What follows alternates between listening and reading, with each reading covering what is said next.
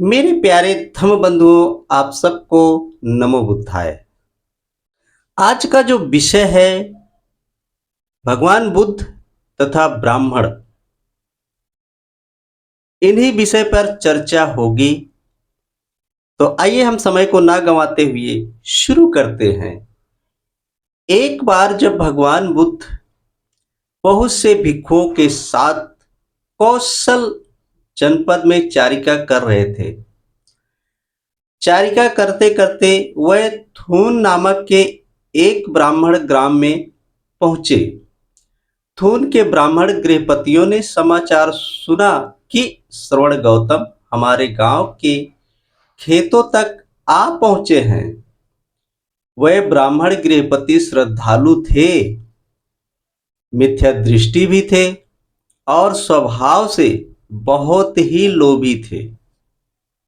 मेरे प्यारे धम्म बंधुओं, आप सभी जानते होंगे कि पहले भी ऐसे ही ब्राह्मण हुआ करते थे। श्रद्धा तो बहुत दिखाते थे, लेकिन वो सारी श्रद्धाएं उनकी मिथ्या दृष्टि हुआ करती थी और वो स्वभाव से पहले भी लोभी थे और आज भी ब्राह्मण जो है लोभी ही होता है। कोई भी कर्म कांड डरा करके, अपनी बातों में उलझा करके, उस लोभ के कारण और किसी कारणवश नहीं, और आपकी वस्तुओं का वो हनन कर लेते हैं। कभी गाय के नाम पर, कभी धर्म के नाम पर या किसी और चर्चा पर, क्योंकि इनका धर्म इन्हें ये करने की इजाजत देता है। क्योंकि इनका धर्म जो है वो चातुर्वर्ण व्यवस्था पर टिका हुआ है, असमानता पर टिका हुआ है। भाईचारा ये बनाना नहीं चाहते। दिखावा तो बहुत करते हैं, लेकिन सत्यता ये वो करते नहीं है। जो दिखता है वैसा इनके चरित्र में, इनके मन में, इनके ज्ञान में भी ये चीज दिखाई नहीं पड़ता है। तो आइए हम और आगे की चर्चा करते हैं कि इनके मन में क्या ख्याल आता है बुद्ध के प्रति। यदि श्रवण गौतम गांव में आ गया और 2-3 दिन यहाँ ठहर गया तो सभी लोग उसके उपासक हो जाएंगे। तब ब्राह्मण धर्म के लिए कोई सहारा नहीं रहेगा। हमें इसका गांव में आना ही रोक देना चाहिए। मेरे प्यारे धम्म बंधुओं, आपने सुना कि इनके मन में कितनी घृणा भरी पड़ी थी बुद्ध के प्रति, और बुद्ध को मिटाने के लिए इन्होंने भरसक प्रयास किया था इस धरती से। लेकिन बुद्ध तो बुद्ध हैं। आज पत्थर भी बोल पड़े हैं। जहां कहीं खोदो, खुदाई होती है, तो वहां से सिर्फ बुद्ध और बुद्ध निकलते हैं। और आगे देखिए इनकी मानसिकता। उस गांव तक पहुंचने के लिए, धेनु नाम के ग्राम में पहुंचने के लिए जितने भी रास्ते थे, गांव तक पहुंचने के लिए एक नदी पार करनी पड़ती थी। तथागत गांव में ना आ सके, उसके लिए ब्राह्मणों ने नदी पार करने के जो सभी मार्ग थे, जैसे नौकाएं थी, हटाली और जो पुल थे या ब्रिज आदि थे, उन सब को निकम्मा अर्थात उसे निराभूत कर दिया। उन्होंने एक कुएं के अतिरिक्त से सभी कुओं को घास भूसा से भर दिया और पानी के प्यास तथा विश्राम गृहों आदि को छिपा दिया। मेरे प्यारे धम्म बंधुओं, आपने सुना, सारे रास्ते तोड़ दिए और जो कुछ बचा खुचा था उसको घास फूस से छिपा दिया गया। लेकिन भगवान बुद्ध के अंदर अभी भी करुणा बाकी है।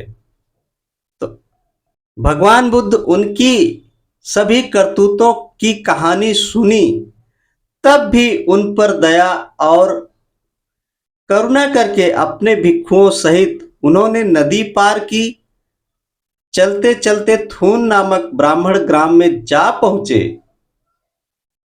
एक तरफ ब्राह्मणों ने कांटे बिछाए और दूसरी तरफ बुद्ध ने उन पर दया की। थून नामक गांव के सभी ब्राह्मणों ने मिलकर के एक सभा की और उस सभा में क्या कहते हैं आइए सुनते हैं। यदि श्रवण गौतम इस गांव में आ जाए तो उसका कुछ भी स्वागत सत्कार नहीं होना चाहिए।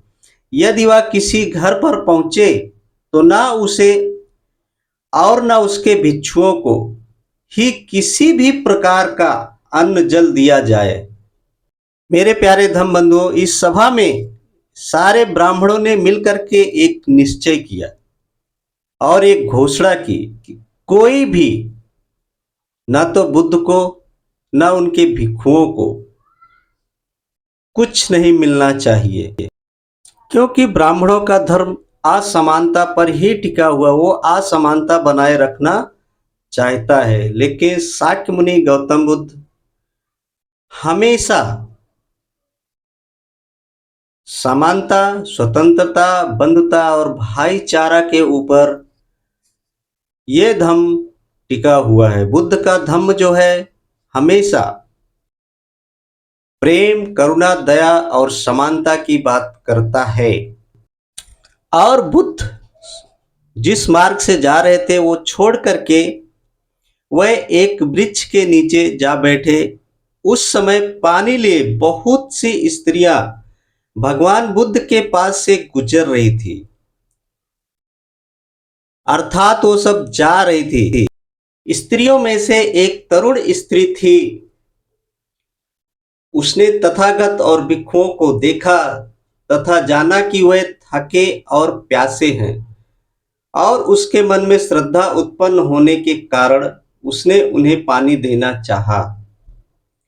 उसने अपने मन में सोचा, यद्यपि इस गांव के लोगों का निश्चय है कि श्रवण गौतम को कुछ न दिया जाए और उसके प्रति किसी भी प्रकार से सत्कार की भावना तक न प्रदर्शित की जाए, तो यदि मैं इन पुण्य क्षेत्रों को पाकर भी, इन्हें थोड़ा पानी देकर भी अपने कल्याण की आधारशिला न रखूंगी तो मैं इस दुख से कब मुक्ति पाऊंगी।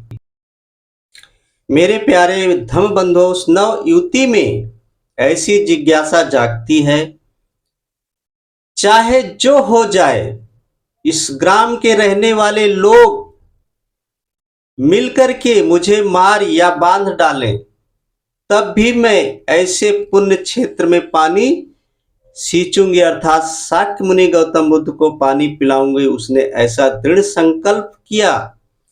यद्यपि दूसरी स्त्रियों ने उसे रोकने की भी कोशिश की, किंतु अपने दृढ़ संकल्प के कारण अपनी जान तक की परवाह न करके उसने अपने सिर से पानी का घड़ा उतारा, उसे एक ओर रखा और तथागत के पास आई। उसने उन्हें पानी दिया। तथागत ने पांव धोए और पानी पिया। मेरे प्यारे धम बंधुओं, इसके बाद की जो घटना है बहुत ही दर्दनाक, बहुत ही दर्दनाक है। तो आइए हम सुनते हैं। उस गांव के सभी ब्राह्मणों ने जब ये सुना तो इस युवती ने बुद्ध को पानी पिलाया है, तो उस पूरे गांव के ब्राह्मण मिलकर के उस नव युवती को दांत पीसते हुए क्रोधित होकर के बहुत ही गुस्से में आकर के उसको मारना और पीटना चालू कर देते, यहां तक कि उसको जमीन पर गिरा करके लातों और घूंसों से उसको पीटते हैं, अर्थात मारते हैं।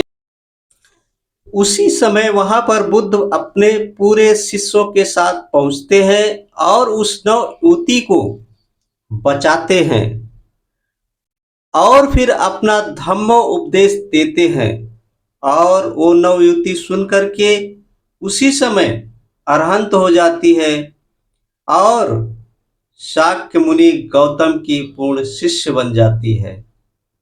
और उस नव युवती के कारण पूरे गांव के ब्राह्मण जब बुद्ध की शिक्षाओं को सुनते हैं तो उनका हृदय परिवर्तन होता है और वो सारे के सारे ब्राह्मण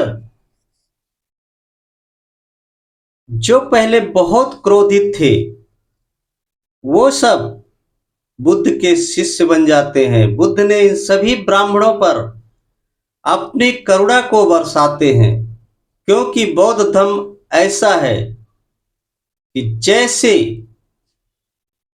चारों तरफ से नदियां बहते बहते जाती हैं और समुद्र में समा जाती हैं, फिर उसके बाद उन नदियों का अस्तित्व नहीं रहता है। ठीक इसी प्रकार बौद्ध धर्म भी है। हर एक जाति, हर एक संप्रदाय के लोग इसमें आते हैं और अपना अस्तित्व खो देते हैं और उनकी पहचान सिर्फ सिर्फ बौद्धों से की जाती है और वो बौद्ध हो जाते हैं। बस आज के लिए इतना ही है। इसी वाणी के साथ दीजिए ब्रजेश गौतम को इजाजत। फिर मिलेंगे बुद्ध की अगली कड़ी में। अपने आसपास सफाई बनाए रखें और अपनी सुरक्षा का भी ख्याल रखें और अपने परिवार का भी ध्यान रखें। नमो बुद्धाय, जय भारत। यदि आप सबको पसंद आया है तो शेयर करें, लाइक करें, सब्सक्राइब करें और कमेंट जरूर करें। नमो बुद्धाय।